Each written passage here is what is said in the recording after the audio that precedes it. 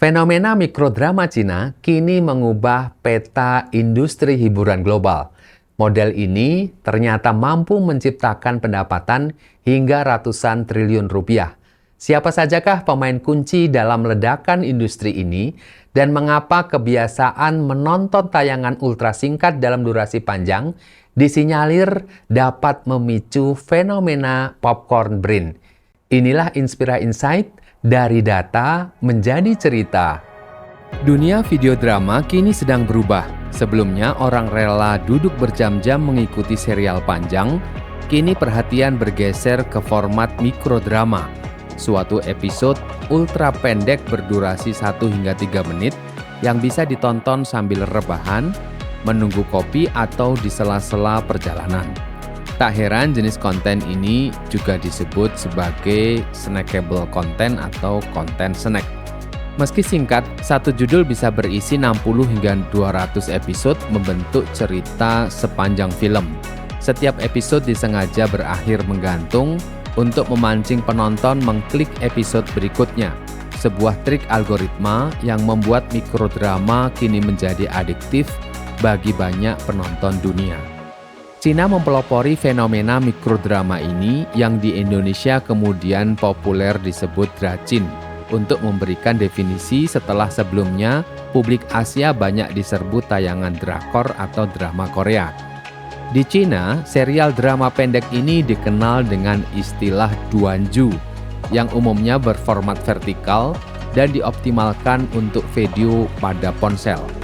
Mengapa berformat vertikal? Ini tidak bisa dilepaskan dari pengaruh algoritma pengguna ponsel yang sangat menyukai format TikTok, Instagram Reels, dan YouTube Shorts, di mana video dibuat dalam bentuk vertikal dengan durasi singkat, cepat, dan mudah diviralkan. Menurut Daksu Consulting, fenomena mikrodrama di Cina setidaknya dimulai sekitar tahun 2018.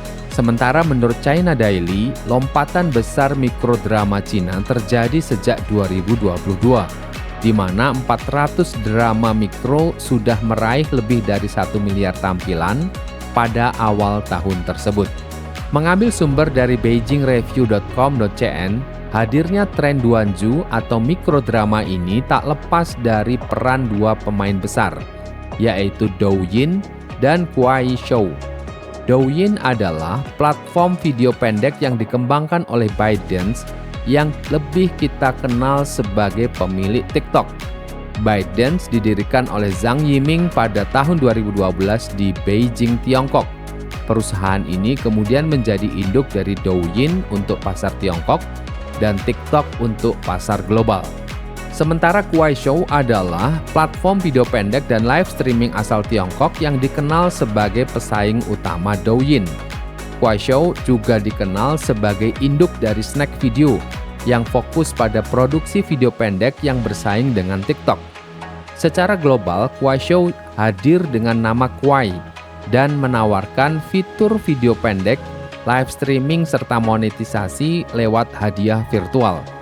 Dibandingkan Douyin yang lebih glamor, Kuaishou dikenal dengan cerita yang lebih merakyat, autentik, dan dekat dengan kehidupan sehari-hari, terutama populer di kota-kota tier bawah di Cina.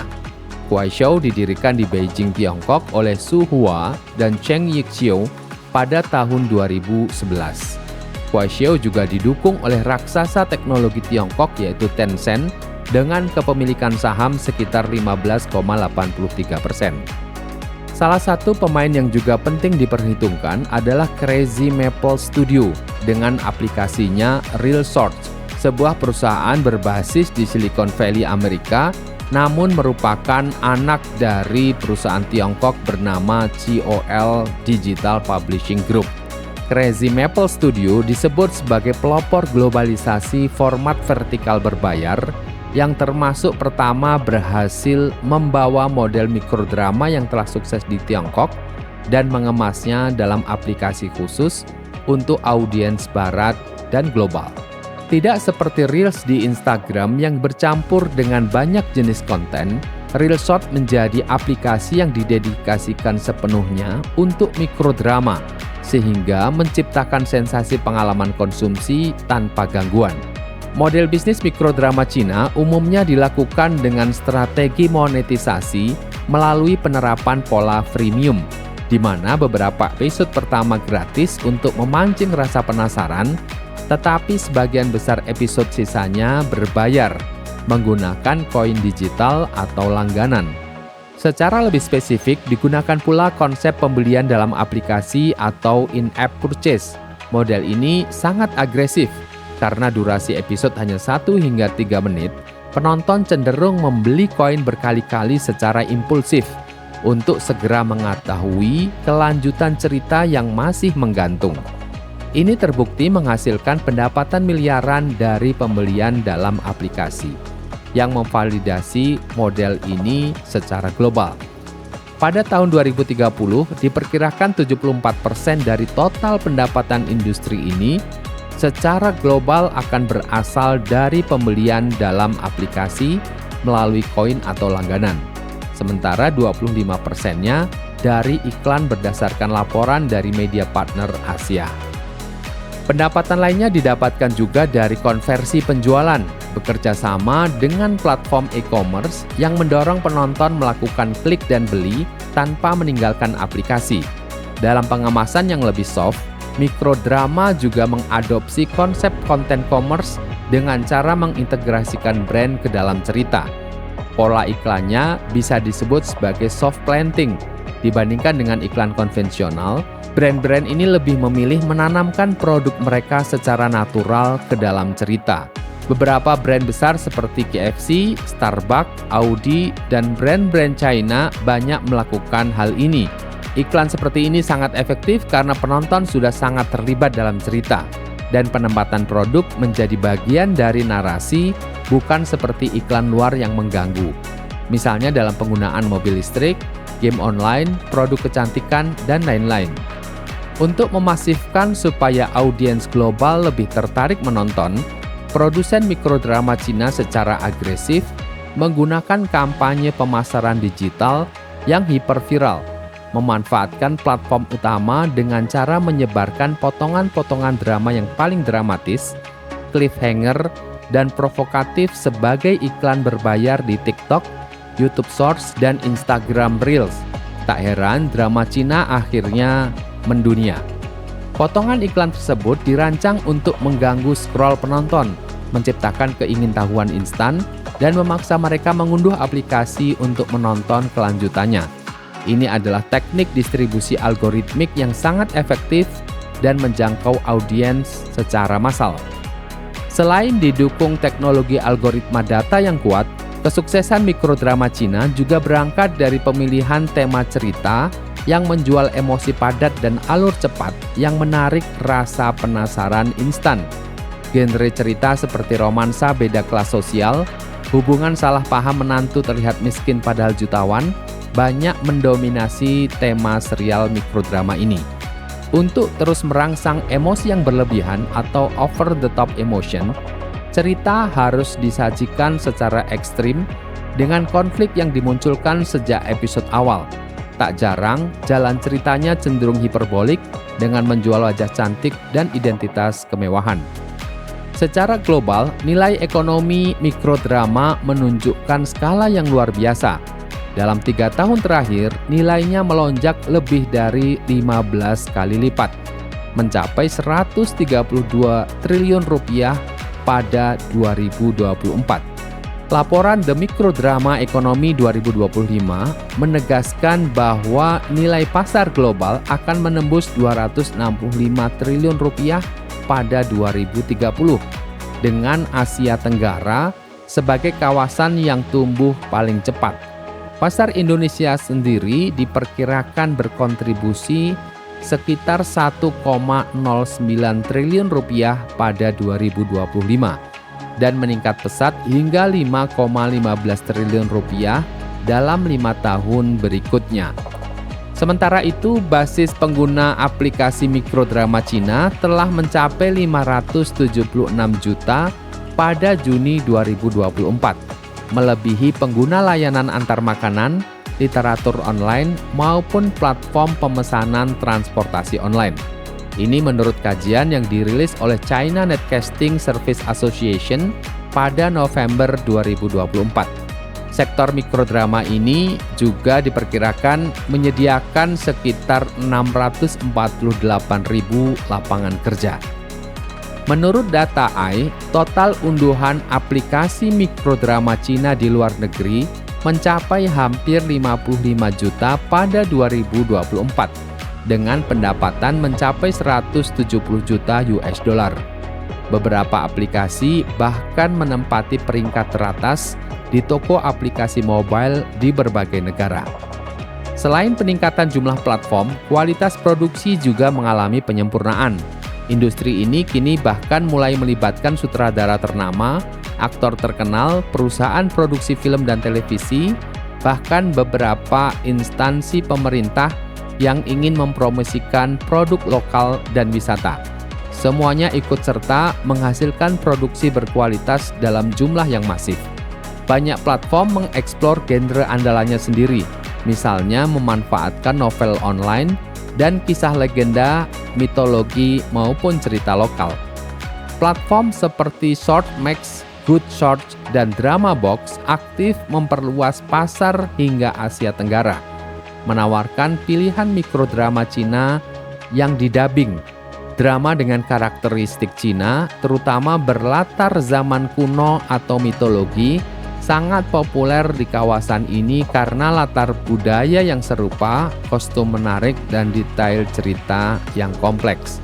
Selain dubbing, beberapa platform juga menghadirkan konten asli yang dibuat khusus untuk penonton internasional.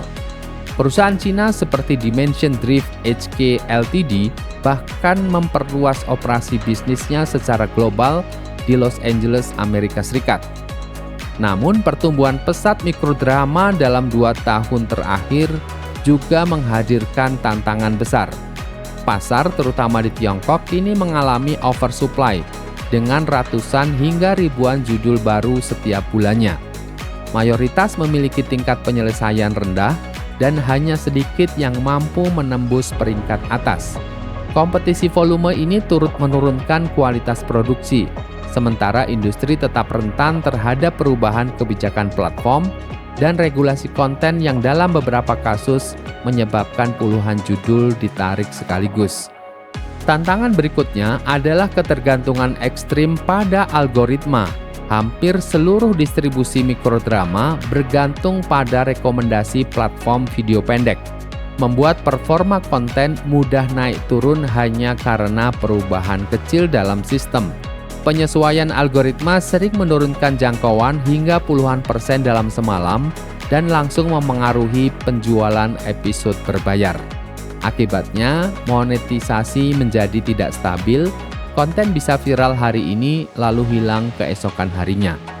Selain itu, model produksi super cepat membawa risiko bagi keberlanjutan tenaga kreatif. Siklus pengerjaan hanya 7 hingga 14 hari untuk ratusan episode vertikal kerap memicu burnout, ditambah jam kerja panjang dan revisi naskah berulang. Banyak kreator muda akhirnya keluar dari proyek setelah beberapa seri. Jika terus berlangsung, tekanan semacam ini dapat menghambat lahirnya ekosistem kreatif yang sehat, terutama bagi negara yang baru mulai membangun industri mikrodramanya seperti Indonesia. Menonton mikrodrama memang seru dan cepat membuat ketagihan, tapi ada sisi psikologis yang perlu diperhatikan. Paparan konten berdurasi pendek dengan cliffhanger berulang-ulang bisa membuat otak terbiasa dengan stimulasi instan, sebuah fenomena yang dikenal sebagai popcorn brain atau otak berondong. Istilah ini diperkenalkan oleh David Levy pada tahun 2002 untuk menjelaskan fenomena di mana orang yang terlalu sering terpapar informasi digital cepat, seperti notifikasi, video pendek, media sosial, menjadi terbiasa, tanda kutip, dengan tingkat stimulasi tinggi.